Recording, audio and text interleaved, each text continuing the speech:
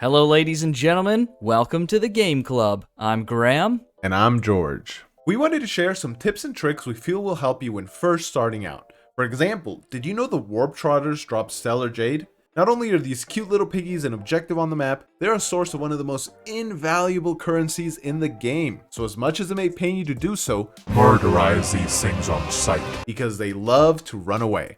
These aren't going to be your typical do X or Y tips either. Well, some of them are, but we've really taken the time to think beyond the obvious to convey mentalities and principles you'll want to carry with you as you progress within your first days and weeks in Star Rail. A perfect place to start is early game fights. We're sure most of you can't wait to start building out those perfect team synergies. Indeed, a lot of the stuff we're seeing online and from other content creators is about creating the most effective teams. Totally fair. That's a big draw for us too, but we just want to remind everyone that, obvious or not, in the early game, most of these synergies won't be fully realized or fleshed out compared to how they're going to look at the end game. Either from a lack of relics or, most especially, which characters you'll have. So, what's the best thing to focus on your early game fights? Damage, damage, damage, damage, damage! And a huge source of such damage is the character ultimates. If you're anything like me, you'll find that when starting out, it's easy to fall into the temptation of saving them for too long, looking for just the perfect opening. However, the ults charge really fast, so if you want to power through the early game in a more seamless way, use them and use them often, and don't leave all that potential DPS on the table. Another good mental strategy along that same vein is that a lot of times higher stats will be more important than your light cone's passives. If you've seen our previous two videos, you'll already know that light cone passives will only activate when the path of the light cone and the character match. Unless you're some sort of gotcha god, you'll be scrounging up whatever characters and light cones you have, and there will be times when it's more optimal to invest into your 4-star light cones to make use of their stats, even if the paths don't sync up with your characters like they might with a 3-star light cone. Obviously, this will vary on a case-by-case basis, but it's a good thing to keep in mind because resource management is key at the start of a gacha game. Speaking of scrounging up whatever you can at the beginning, as you progress through the story, you'll get access to trial or story characters, which are often quite strong. There's some side content in the early game I know I wouldn't have beaten in the beta if it were not for these characters. For example, there's a particularly difficult enemy in the supply zone area in the Herta space station, and had I not used Himiko as part of my team when she was playable as part of the story, there's no way I would have won that fight. So keep tabs on opportunities like that and make the most out of the story characters you get. Keeping with the theme of combat, there are abilities that advance forward a character's actions, such as with Bronya and Asta, which can affect others, or Su Sheng's ult, which applies to herself. What this means is they decrease a character's action value number, effectively bumping them near or directly to the front of the line. If you use this on a character that's right about to act, you're only moving them up a bit and not getting a lot of value out of these abilities. However, if you use them on a character that's already acted and is towards the bottom of the line with a high action value number, you can essentially cut them to the front of the line, frequently ahead of enemy combatants, essentially giving them a free turn. So to take full advantage of characters with hastening abilities, try to pair them with others that will act before them naturally. While on the topic of abilities, remember, you'll want to take note of how many ability points you have. You'll start off every battle with 3 points, and it may not always be obvious what the best way is to spend them.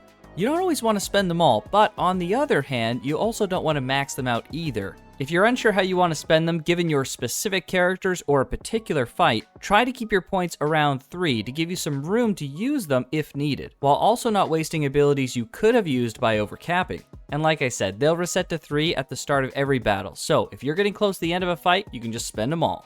Okay, we have 2 more things to add to close out this section of loosely related combat tips. 1, make sure that you enable the turn/speed counter in the game's options. In my opinion, this should just be enabled by default, but it's likely off for aesthetic reasons and not to overwhelm new players. But if you're serious about learning the combat and understanding the mechanics, you'll definitely want it on. And 2, be mindful of your team placement composition, as characters might affect those around them in different ways. A great example of this are the innate taunt values that the different paths have. Characters belonging to a specific path will have a specific taunt value, and the higher the value, the more likely they will draw enemy fire. Setting up characters with a high value on the edge of your team is a great way to minimize potential splash/AoE damage. Next up, the simulated universe. Truth be told, this applies to all combat, but it's particularly useful in the simulated universe. Enemies that are chasing you will reset after combat. So for example, if you've aggroed a bunch of enemies and they're all chasing you because you're speeding through an area, if you then initiate combat with one of them, you'll find that after the battle ends, all those enemies chasing you will reset back to their original locations. As stated, this is extra useful for the simulated universe because, here's another tip. In the combat sections, all other enemies in the simulated universe can be skipped except the final enemy. Granted, if you skip most of the enemies, you won't get all the cosmic fragments and bonus blessings, which are particularly helpful, but there are instances where you'll want to do that. What would be one such instance, you ask? Well, if you want to be as efficient as possible, make sure you get the simulated universe weekly rewards before the first weekly reset. And you can qualify for said rewards simply by beating World 1 over and over. Obviously, you still qualify by doing the other worlds as well, but if they're proving too difficult for you in the beginning, you can still get all the weekly rewards with just World 1, and skipping most of the enemies if you need will definitely come in handy. And to close off the tips regarding the simulated universe, when you get into a world, you'll get a prompt asking you if you want a random 1-star blessing or 100 cosmic fragments. Always choose the fragments. They're much more versatile and they'll offer you a myriad more options. You can spend them in the simulated universe shop and they'll often be the difference that allows you to buy higher tier blessings or upgrades. Of course, this initial choice could change by release, but the principle remains the same. Alright, let's discuss the free characters. In the beta, you got quite the handful, and if it remains the same in the full release, you'll end up getting all these characters without spending anything.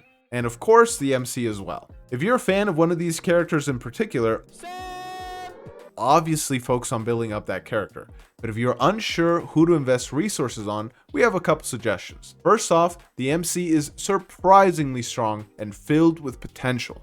They pack quite a punch, being able to deal single target and AoE damage, and as you progress throughout the story, they'll have access to multiple paths and elements, making them incredibly versatile, so you can't go wrong with leveling them up. March 7th's defensive capabilities make her another great candidate for investment. She's able to put shields on other characters and trigger a counterattack whenever that shielded character is attacked. Overall, her kit fits really well with a lot of team comps and strategies, and if you level her up, you'll find she is quite the dependable gal. Our last honorable mention is the ever-caring doctor, Natasha. She's a fantastic healer, being somewhat comparable to Barbara in Genshin in terms of her free-to-play utility. The only reason you probably wouldn't want to invest resources into her right away is if you manage to pull one of the 5-star healers. Even then, you can't go wrong with leveling multiple healers as you approach the late game. Okay, let's talk about the headliners, the tips that inspired this very video.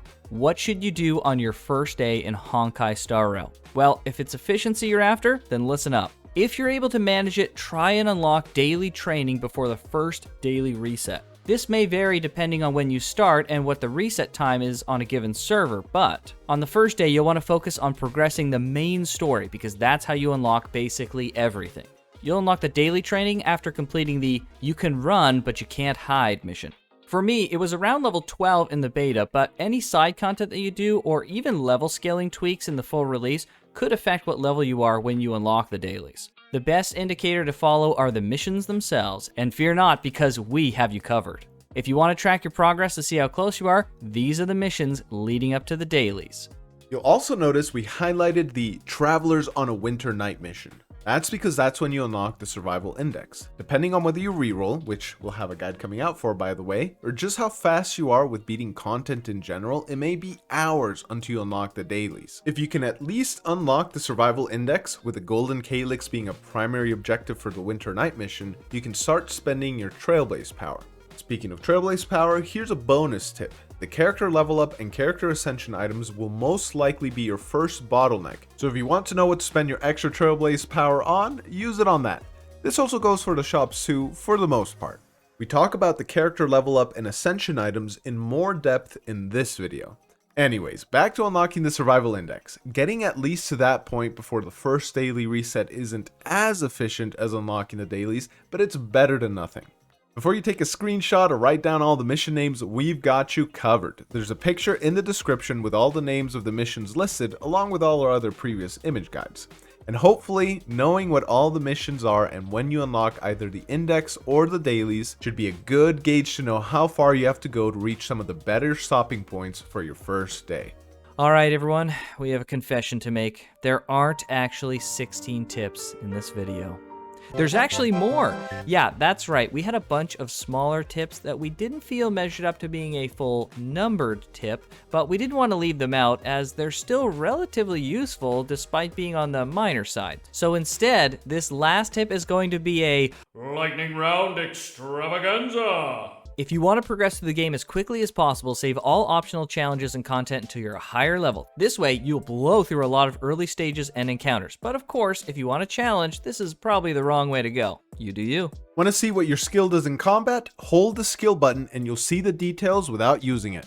For keyboard shortcuts, you can hit V for auto battle, B for 2x speed, and C will show you the details about character stats and enemies. Tab brings up the quick wheel, just like Genshin, and outside of combat, hitting Z near an enemy will show you their loot table. It only shows the lowest tier drop, but that doesn't mean the higher tiers won't drop also. Make sure you do the companion missions, because they will enable characters to appear in the parlor car, and if you see them there, make sure you talk to them because they'll give you Stellar Jade. When you do Calyx fights, your characters do not heal afterward. Make sure you teleport to a war point and get some free healing in between grinding out fights. The last thing you want to do is go back in and not be fully healed. It's common knowledge that attacking with the right weakness to initiate combat adds free break damage to those vulnerable enemies, but what's not exactly as obvious is that if you attack without the weakness, it just doesn't do anything besides initiating the fight. So just like preschool, make sure to match those colors. You don't have to do all the dailies listed in the daily training. To get all the rewards, all you have to do is aggregate 500 points. We talk about this more in depth in this video. When you get a 5-star character, the ticket will show this cool rainbow/holographic effect, so be on the lookout for that. If you start a battle that has multiple waves, pay attention to how many waves there are at the start of the battle. It only shows up for a moment. It will show between waves, but keeping tabs on how many waves are left will help you plan things out. Don't forget to set up your support characters, as with it, you can earn credits every day. Passive income, baby! Also, you can use those support characters from other players if you're stuck in a difficult fight. Finally, if you're super new to gachas, don't use your Stellar Jade on any gacha banner except the character or weapon ones. In fact, look out for our reroll video coming up before spending any of your warp passes. Seriously, we're gonna have some advice about rerolling and spending your Stellar Jade that you won't find anywhere else. Woo! Okay, hopefully that wasn't too hard to follow. We really hope you find these tips helpful. This by no means is meant to be a full comprehensive guide of all the available tips, and we're bound to have missed some. So if you have any tips you think will be useful, please feel free to share them down in the comments, because crowdsourced tips are the best tips. We also have a Discord server. It's a place where the ladies and gentlemen of TGC can come together and have in-depth conversations. We already have a budding community forming, so if you're interested, come check it out. We also got the join button too. If you're down to help our tiny channel grow, it really helps a lot, and we are very thankful, but of course, don't feel obligated. We are very excited for Star Rail to finally come out. I can't believe it's so close. Like we mentioned before, we got a reroll guide in the works along with other Star Rail content, so if that's something you want to see, go ahead and subscribe. But with that, we'll catch you on the next one. See you then.